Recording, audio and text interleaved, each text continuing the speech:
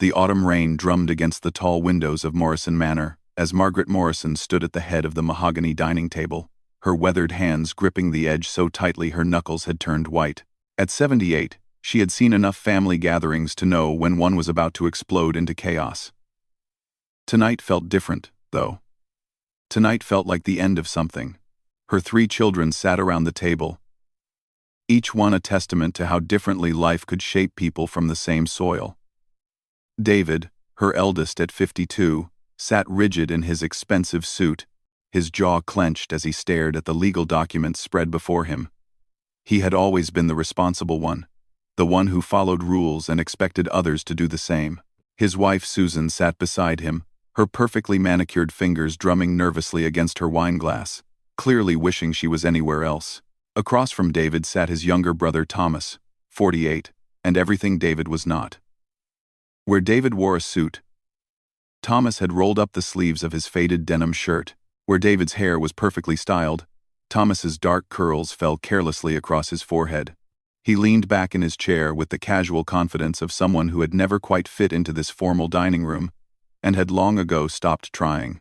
At the far end of the table sat Sarah, the youngest at 45, and perhaps the most complicated of Margaret's children. She had inherited her mother's sharp intelligence and her father's stubborn streak. But unlike her brothers, she had never quite figured out where she belonged in the Morrison legacy. She worked as a social worker in the city, choosing to help strangers rather than involve herself in the family's considerable wealth and influence. Margaret cleared her throat, and the soft conversations died away. The only sound was the rain against the windows and the soft ticking of the grandfather clock that had stood in the corner for 3 generations. "I suppose you're all wondering why I asked you here tonight," Margaret began, her voice still strong despite her age. "It's about the will." David straightened even further. If that was possible. He had been expecting this conversation for years, had probably even prepared for it. As the eldest son and the one who had taken over the family's real estate business, he naturally assumed he would inherit the bulk of the estate. "Mother," David said carefully, "perhaps we should discuss this privately, or with the lawyers present." Margaret's eyes flashed with something that might have been amusement. "I've spent 78 years on this earth, David. I think I can manage a conversation with my own children without legal supervision." Thomas chuckled, earning a sharp look from his brother. The tension between the 2 men had been building for decades, rooted in childhood competitions and fundamental disagreements about how to live life. David had always resented Thomas's freedom, his ability to walk away from family obligations without consequence. Thomas, for his part, had never understood his brother's need for control and approval. "The truth is," Margaret continued, "I've been doing a lot of thinking lately. About legacy. About what really matters. Your father built this business from nothing, and I've watched it grow into something he never could have imagined. But I've also watched what it's done to this family." She looked at each of her children in turn. Sarah was studying her hands, clearly uncomfortable with the direction of the conversation. Thomas was watching his mother with genuine curiosity, while David's expression had shifted from expectation to concern. "David, you've given your life to Morrison Properties. You've sacrificed time with your own children, strained your marriage, and worked yourself into an early grave, all in the name of duty and family responsibility." Susan shifted uncomfortably, and Margaret caught the movement. She had always liked her daughter-in-law, but she had also seen how the pressure of being married to the Morrison heir had affected her over the years. "Thomas, you've spent your life running from anything that looked like responsibility. You've traveled the world, started a dozen different ventures, and never committed to anything long enough to see it through. You have incredible talent, but you've wasted most of it." Thomas's casual smile faltered slightly, but he didn't argue. He had heard similar assessments before. "And Sarah," Margaret's voice softened as she looked at her daughter, "you've chosen to live your life as if this family doesn't exist. You've built walls around yourself and convinced yourself that wanting nothing from us makes you somehow pure." Sarah finally looked up, her eyes bright with unshed tears. "Mother, please don't. Let me finish," Margaret said gently. "I'm not criticizing any of you. I'm simply stating facts. Each of you has dealt with being a Morrison in your own way, and each of you has paid a price for it. She reached into her purse and pulled out a sealed envelope. This contains my decision about the inheritance. But before I share it, I want to tell you about something that happened 47 years ago. Margaret moved to the window, looking out at the gardens that had been her sanctuary for so many years. Your father had just secured the contract for the Riverside development. It was the deal that would establish Morrison Properties as a major player in the city. We were young, ambitious, and absolutely certain that success would solve all our problems. She turned back to face her children. That same week, I discovered I was pregnant with you, Sarah. It should have been the happiest time of our lives, but your father was so consumed with work, so focused on building something lasting for our family, that he almost missed the birth of his own daughter. Sarah's breath caught. She had never heard this story before. I remember standing in the hospital, holding you in my arms, and realizing that your father was at the office. He was building our future, but he was missing our present.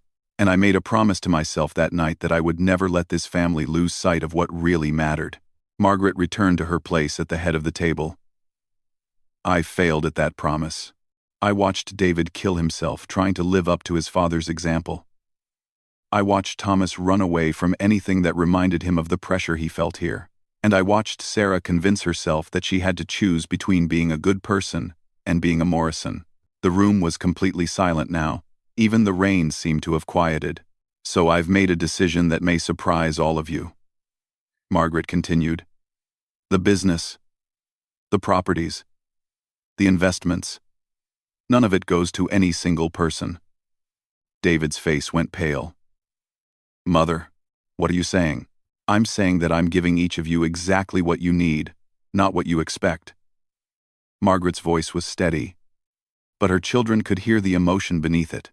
David, you get the satisfaction of knowing that your years of dedication haven't been for nothing. But you also get the freedom from the crushing responsibility you've carried alone for so long. This Cannell, she looked at Thomas. Thomas, you get the chance to finally commit to something meaningful, to prove that your talents can be used for more than just your own entertainment. Finally, she turned to Sarah. And Sarah, you get the opportunity to make a real difference, not just in the lives of strangers, but in the lives of the people who love you most. Margaret picked up the envelope and held it in front of her. Inside this envelope is the deed to establish the Morrison Family Foundation. Equal control to all three of you, the entire estate, the business, the properties, everything goes into a trust managed by the foundation. You'll all have comfortable livings, but the real work begins now. David was the first to find his voice. A foundation? Mother, you can't be serious. The business needs leadership, direction, someone who understands. Someone who understands what, David?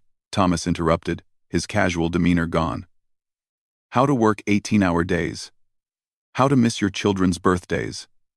How to turn everything into a transaction. At least I stayed, David shot back. At least I didn't run away the moment things got difficult. Boys, Sarah said quietly, but with enough authority to stop the argument before it escalated. Let her finish. Margaret nodded gratefully at her daughter. The foundation will focus on affordable housing development and community support services. David, your business expertise will be invaluable in ensuring that our developments are profitable and sustainable. Thomas, your creative vision and international experience will help us think beyond traditional approaches.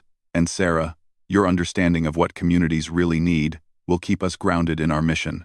She opened the envelope and pulled out several documents. You'll have 6 months to work together on your first project.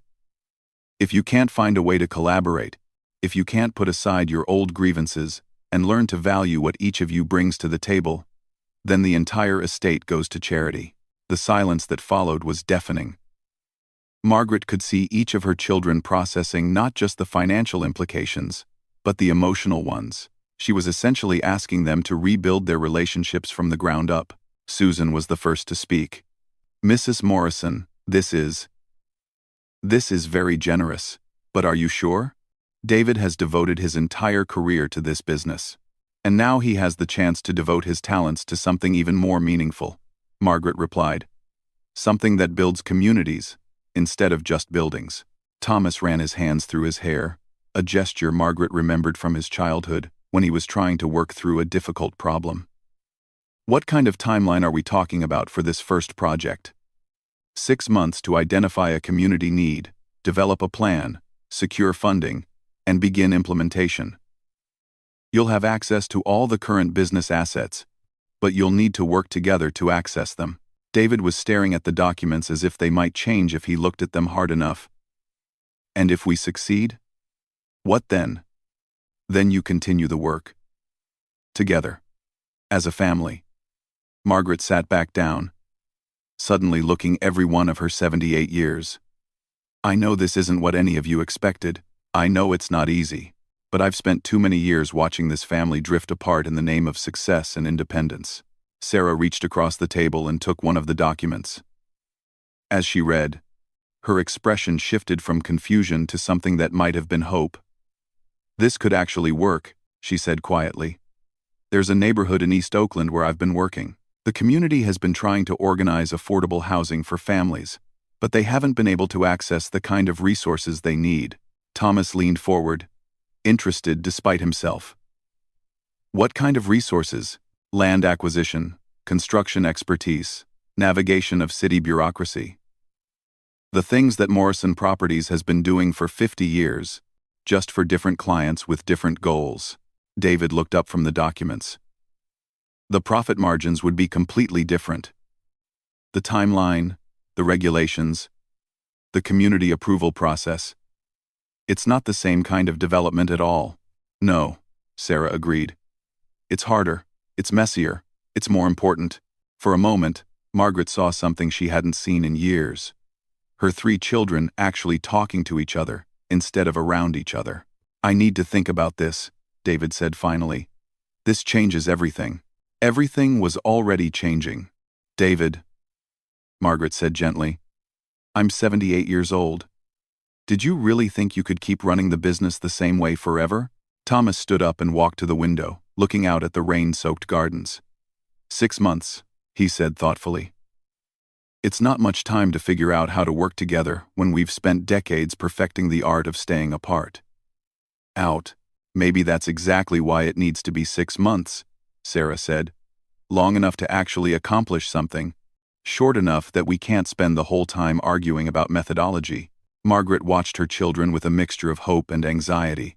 She had made the only decision that felt right, but she knew she was asking them to do something incredibly difficult. She was asking them to trust each other in ways they never had before. There's one more thing, she said, and 3 heads turned toward her. I've already put this plan in motion. The foundation is established, the transfers are complete. This isn't a proposal, it's reality. Starting tomorrow morning, the 3 of you own nothing individually and everything collectively. The implications of this hit David first. Mother, you can't have done this without our consent. There are legal procedures, tax implications, all handled, Margaret said calmly. I've had very good lawyers for a very long time. Thomas laughed suddenly, a sound that was equal parts admiration and disbelief. She outmaneuvered all of us. Complete tactical superiority. This isn't a game, Thomas, David snapped. Isn't it? Thomas turned back to face his brother. Mother just checkmated all of us. She's forced us to either work together or lose everything. It's brilliant. Sarah was still reading through the documents, and Margaret could see her social worker instincts taking over as she began to understand the full scope of what her mother had done. The community impact potential here is enormous. If we can create a sustainable model for affordable housing development, it could be replicated in other cities. If we can work together, David emphasized. If we can overcome 40 years of family dysfunction and somehow become an effective team in 6 months. Margaret stood up slowly, feeling the weight of the evening and the weight of her years. I have faith in all of you. More faith than you have in each other, apparently. She moved toward the door, then paused. Your father used to say that the measure of a person wasn't what they could accomplish alone, but what they could inspire others to accomplish together. I think it's time the Morrison family learned that lesson. After she left, the three siblings sat in silence for several minutes. The rain had stopped, and the only sound was the steady ticking of the grandfather clock. Finally, Thomas spoke. "So, anyone want to grab a drink and figure out how to save the family fortune?" David looked at his brother with exasperation. "This isn't funny, Thomas. Do you have any idea what kind of pressure this puts on all of us? The business relationships I'll have to renegotiate. The staff transitions.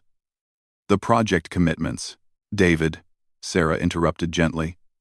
"What if this is exactly what you need?" "What do you mean?" Sarah looked at her oldest brother, seeing for the first time not the intimidating family patriarch, but a man who had carried an enormous burden for a very long time. "When's the last time you took a vacation? When's the last time you went to one of your kids' school events? When's the last time you and Susan had a conversation about something other than business or family obligations?" David started to answer, then stopped. Susan reached over and took his hand, and Margaret's sharp eyes hadn't missed the gesture of support. "Maybe," Sarah continued, "this foundation could be a chance for you to do work that matters without having to do it alone." Thomas sat back down at the table. "I have to admit, I'm intrigued. I've spent the last 20 years avoiding anything that looked like family responsibility. But this is different. This isn't about maintaining tradition or living up to expectations. This is about creating something new." David looked back and forth between his siblings, seeing them perhaps more clearly than he had in years. Thomas, for all his apparent carelessness, had an artist's eye for possibility and a traveler's understanding of how other people lived. Sarah had spent her career working with communities, understanding their needs and navigating complex social dynamics.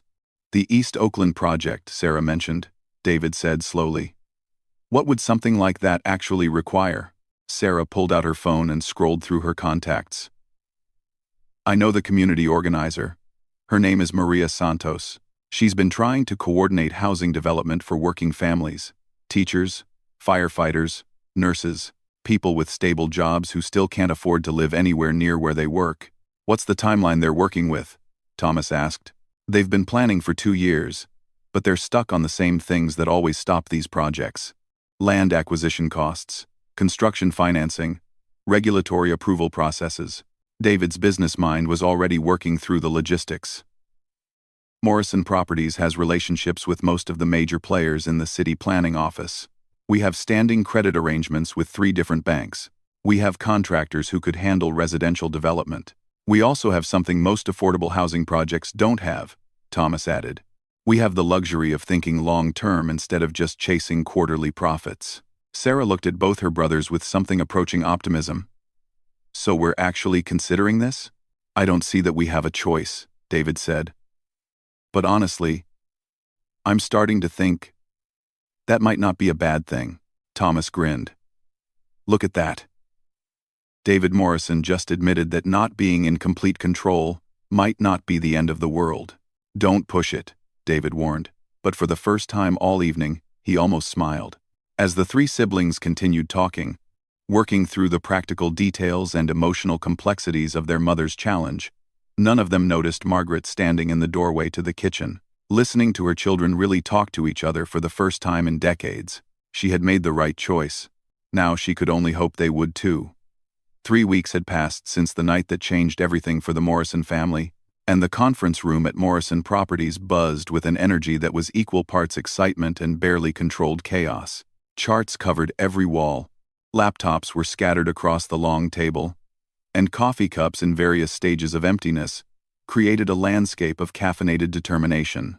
Sarah sat cross-legged on the floor, surrounded by community surveys and demographic reports, her usually neat appearance abandoned in favor of comfort and efficiency. She had taken a leave of absence from her social work position to dedicate herself fully to the foundation project, a decision that had surprised everyone, including herself. Thomas paced near the windows, gesturing animatedly as he spoke into his phone, negotiating with someone in Spanish about sustainable building materials.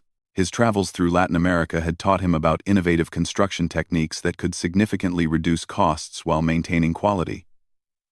and he was determined to incorporate these methods into their project. David stood at the head of the table, but for the first time in his professional life, he wasn't entirely in charge.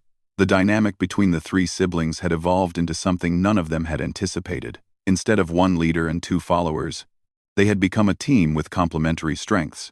Maria Santos just confirmed the community meeting for tomorrow night, Sarah announced, looking up from her phone. 43 families are already committed to attending, and she thinks we might see upward of 60 people.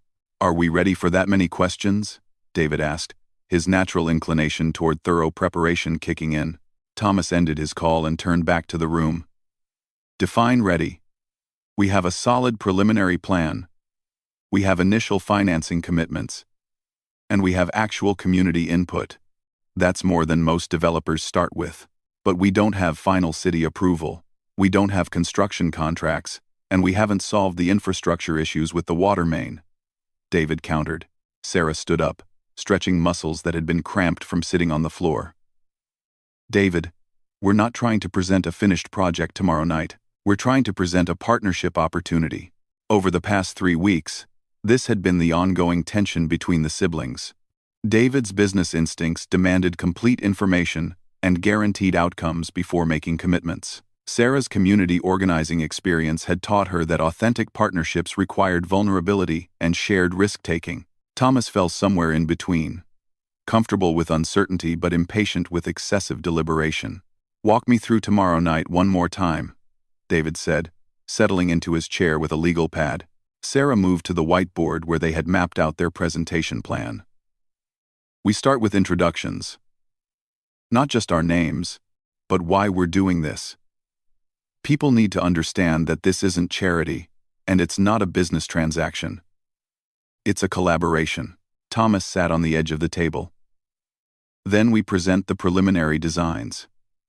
I've incorporated the feedback from the 3 community input sessions we've had so far.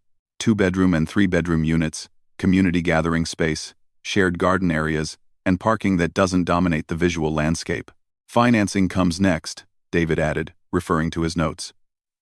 The foundation covers land acquisition and infrastructure development. Families purchase their units through a shared equity program that keeps housing costs reasonable, even if property values increase. Sarah nodded. And maintenance and community management are handled through a resident cooperative structure. People have ownership and decision-making power, not just rental agreements. It sounded good when they laid it out step by step. But each of them knew that tomorrow night would test whether their plans could survive contact with the real concerns of real families. There's something else we need to discuss, Sarah said, her tone shifting to something more serious. Maria mentioned that there's been some community skepticism about our involvement. David looked up from his notes. What kind of skepticism? The legitimate kind, Sarah said. We're wealthy white developers coming into a predominantly Latino neighborhood, proposing to solve their housing problems. Some people are wondering what our real motivations are. Thomas stopped swinging his legs and gave his sister his full attention. What did you tell Maria? The truth. That we're still figuring out our motivations ourselves. That we don't have all the answers, and we don't pretend to understand community needs better than the community does. David felt his stomach tighten. In business negotiations, uncertainty was weakness. But Sarah was suggesting that acknowledging uncertainty might actually be a strength in this context. How do we handle questions about gentrification? David asked. Because that's going to come up. Sarah had been thinking about this question for weeks. We address it directly. We acknowledge that development can lead to displacement, and we explain specifically how our shared equity model is designed to prevent that. But we also admit that we can't guarantee outcomes. And we commit to ongoing monitoring and adjustment. Thomas stood up and walked to the window, looking down at the city street below. You know what's strange?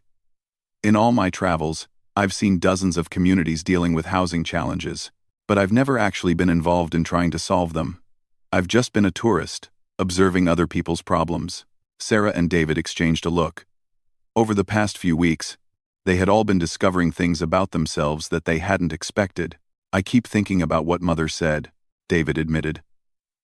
about missing our present while building our future. I realized that I don't actually know what most of our employees' lives are like outside of work. I don't know if they can afford to live in the buildings we develop. That's not entirely your fault, Sarah said gently. The business world doesn't exactly encourage that kind of personal connection. Maybe it should, David said. Maybe that's what we're really trying to change. The conference room door opened, and Susan Morrison entered carrying a tray of sandwiches and a fresh pot of coffee. Over the past 3 weeks, she had become an unofficial fourth member of the team, contributing her background in nonprofit board management and her talent for diplomatic communication. "How's the preparation going?" she asked, setting down the tray. "We're as ready as we can be," Thomas said, which is either perfectly adequate or completely insufficient, depending on your perspective. Susan poured coffee for each of them. "I've been thinking about tomorrow night too. About what it means to ask people to trust us with something as important as their housing." She sat down next to her husband, and David noticed that she looked more energetic than she had in months. The foundation project had given her a way to be involved in David's work without simply being the wife of the boss. "Trust has to be earned," Susan continued. "And it has to be earned through actions, not just words. So maybe tomorrow night isn't about convincing anyone of anything. Maybe it's about beginning a relationship." Sarah smiled. "Susan, you should definitely come with us tomorrow night." "Are you sure? I don't want to overwhelm people with too many Morrisons." "You're not just another Morrison," Thomas said. "You're someone with actual nonprofit experience who can speak to the administrative and governance challenges of resident-controlled housing cooperatives." David looked at his wife with gratitude. Over the years, Susan had sacrificed many of her own professional ambitions to support his career. The foundation project was giving both of them a chance to build something together. "There's one more thing," Sarah said, pulling out a folder she had been keeping separate from the other materials. "I've been documenting everything we're doing. Every meeting, every decision point, every challenge we encounter." "For what purpose?" David asked. "Because if this works, other families and other communities might want to replicate it. And if it doesn't work, at least we'll have a record of what we tried and where it went wrong." Thomas grinned. Sarah Morrison, long-term strategic thinker.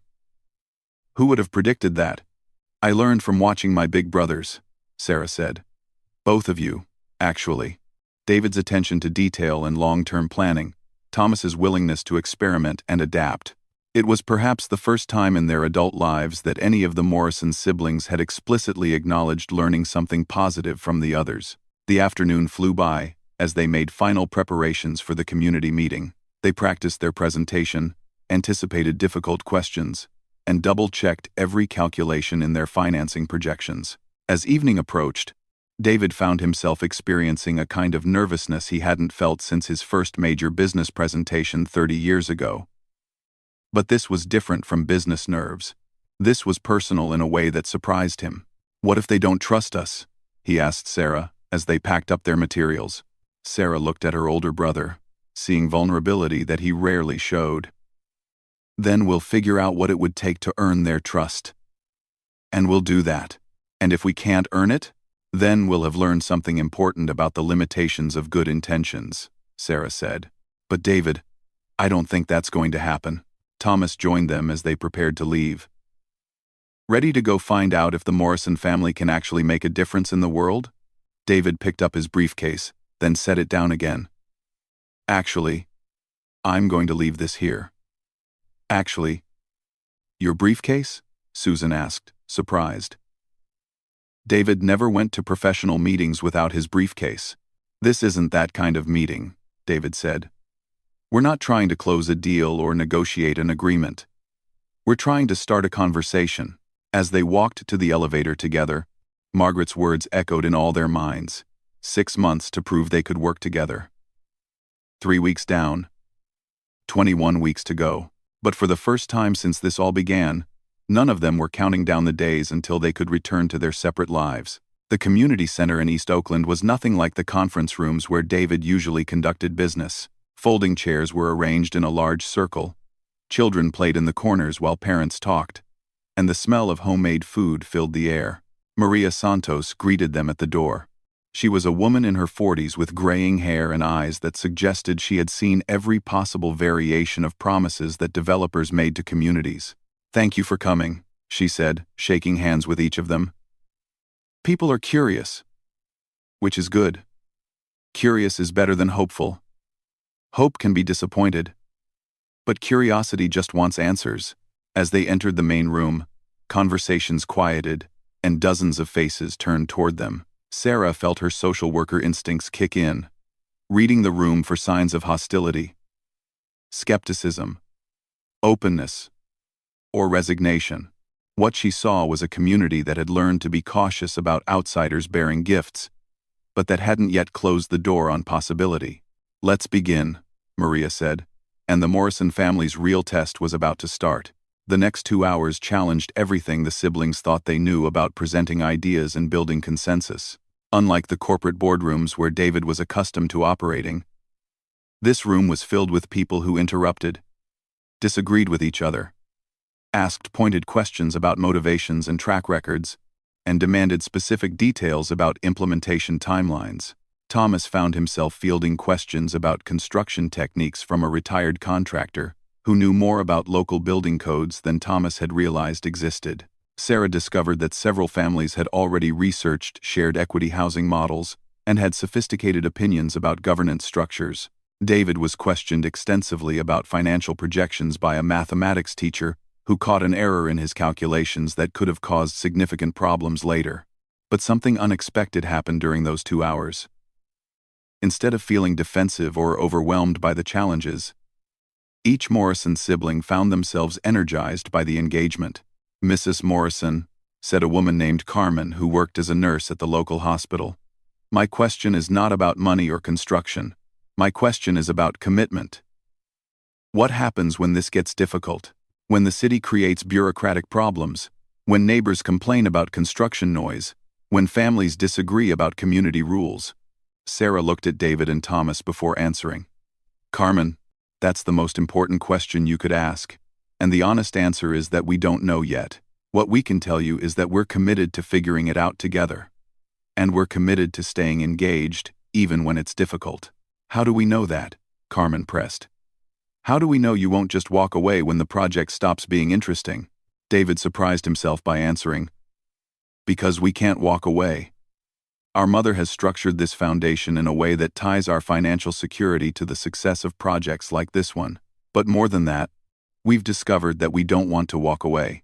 An older man named Roberto raised his hand. "I've lived in this neighborhood for 30 years. I've seen a lot of people come through here promising to help. The ones with the best intentions often do the most damage because they don't stay long enough to see the consequences of their actions." Thomas nodded. "Roberto, you're absolutely right to be suspicious.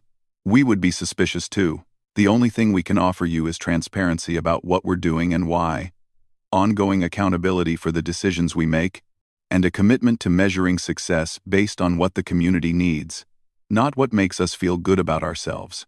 The questions continued, but gradually the tone shifted from skepticism to problem-solving. People began discussing the details of unit layouts, community governance structures, and maintenance responsibilities.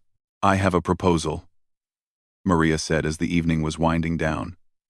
"We form a planning committee with equal representation from the community and from the foundation. Every major decision gets made jointly, with community members having veto power over any aspect of the project." Sarah looked at her brothers, seeing the same mixture of excitement and nervousness in their faces that she felt. "We accept that proposal," she said. As families began gathering their children and folding up chairs, Carmen approached David. "Mr. Morrison, can I ask you a personal question?" Of course. Why is this important to you?" "I believe that you're sincere. But I don't understand what motivated your family to do this."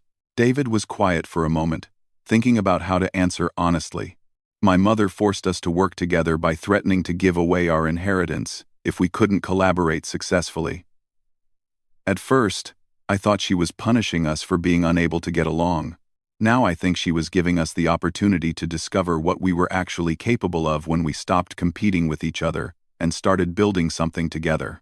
Carmen smiled. Your mother sounds like a wise woman. She is. And she would be very proud to see what happened here tonight. As the Morrison siblings drove home through the Oakland streets, they were quiet for several minutes, each processing what they had experienced. That was terrifying and exhilarating and completely different from what I expected, Thomas said finally. They're going to hold us accountable in ways we've never been held accountable before, Sarah added. David nodded. And that might be the best thing that's ever happened to our family. They had survived their first real test, but all three of them understood that the work was just beginning. They had 6 more months to prove that the Morrison family could do more than just make money. They had 6 more months to prove they could make a difference.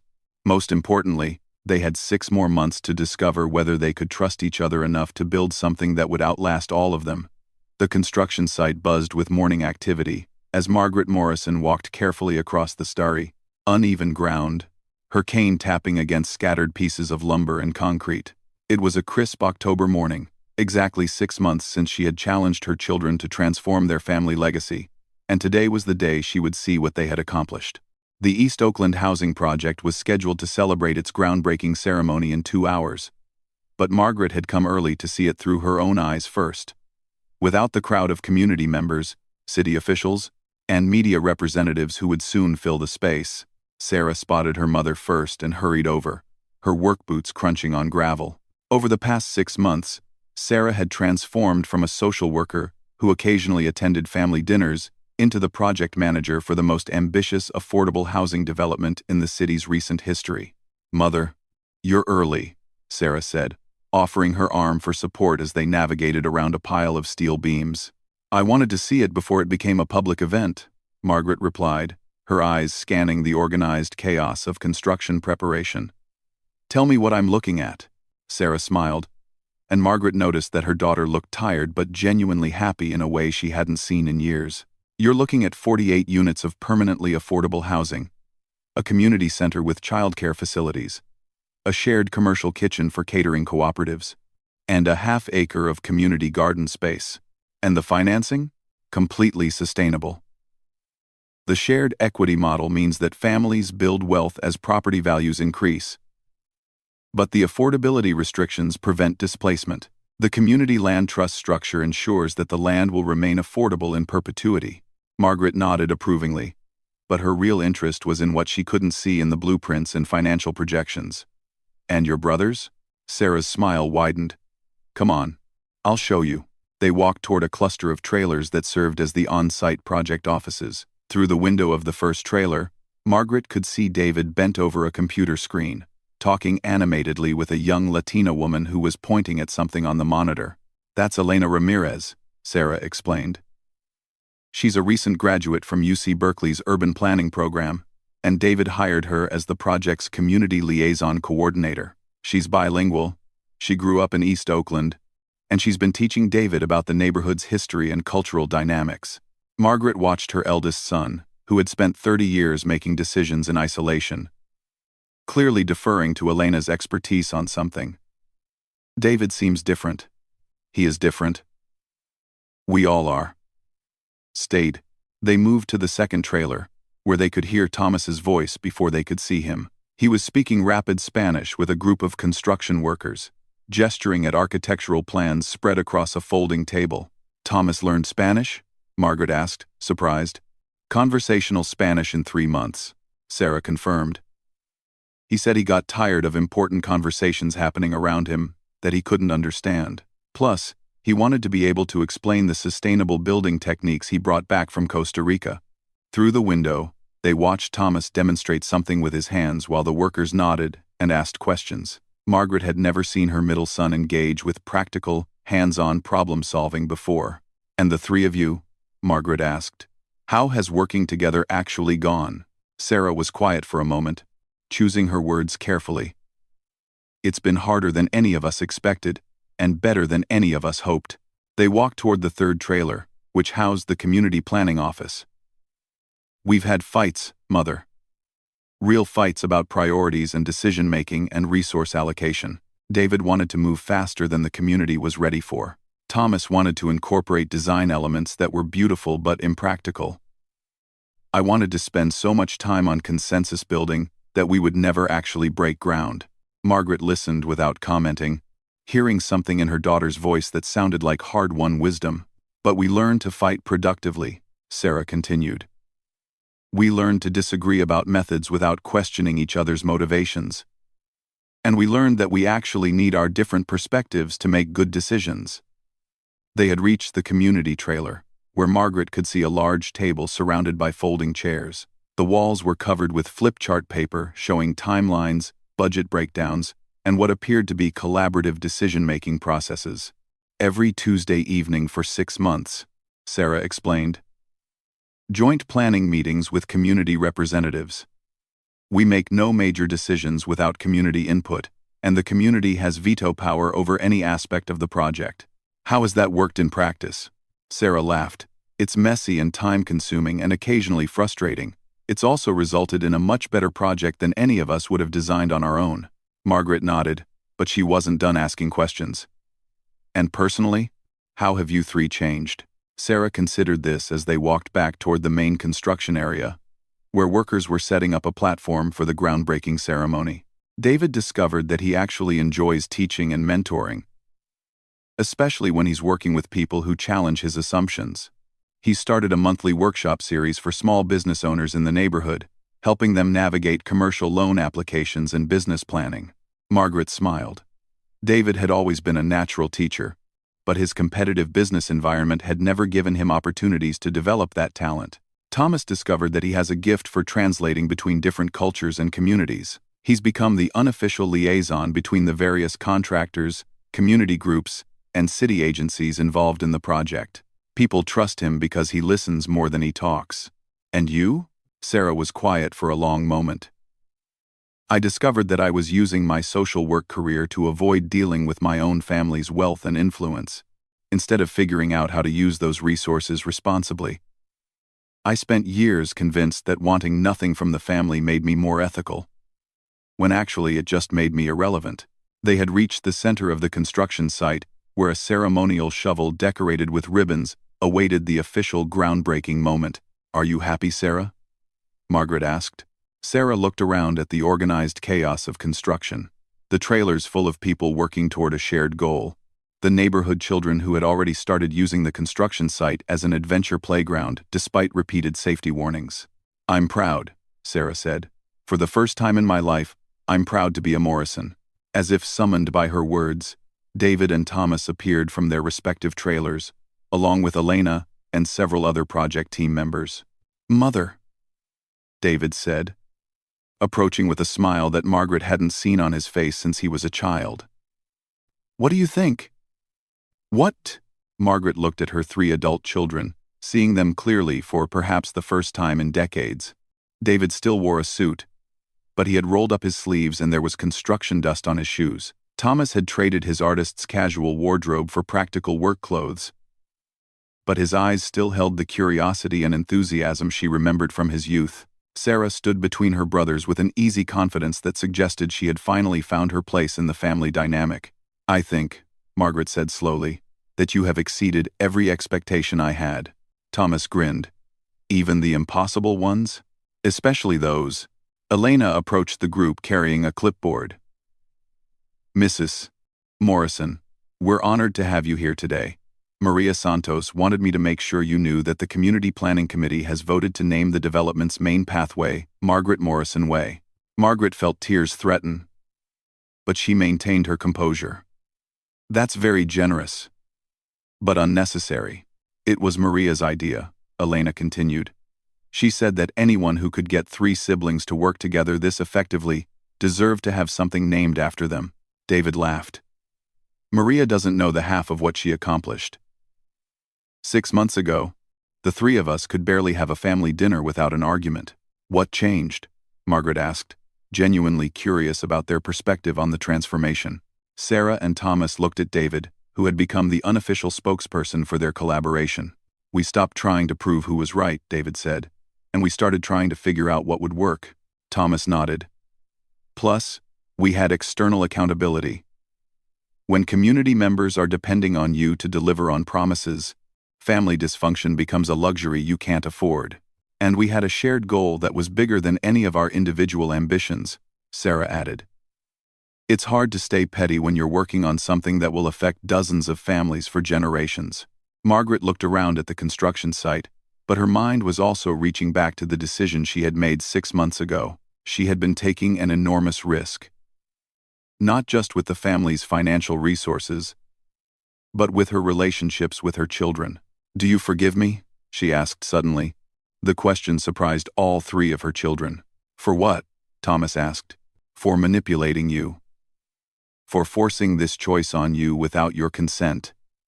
For risking your financial security to satisfy my own hopes about what this family could become." David answered first. "Mother, you gave us the greatest gift any parent can give adult children." "What's that?" "You gave us the opportunity to become people we could be proud of," David said. "And you gave us each other." Sarah reached out and took her mother's hand. "We should have been angry with you. We probably should still be angry with you.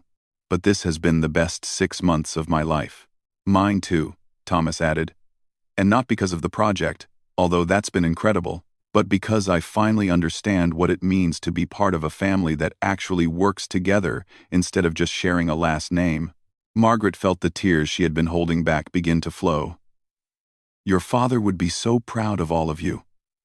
"He would be proud of you too," Sarah said. This took incredible courage. The construction site was beginning to fill with people as the groundbreaking ceremony approached. Maria Santos arrived with several carloads of community members. City officials and media representatives appeared with cameras and notepads. Elena and the other project coordinators began directing people toward the platform where the ceremony would take place. But Margaret found herself reluctant to leave this quiet moment with her children. "What happens next?" she asked. "Next, we break ground on the most ambitious, affordable housing project in Oakland's recent history," David said. "We spend the next 18 months proving that community-controlled development can work at scale. And after that," Thomas grinned. "After that, we figure out which community wants to work with us next.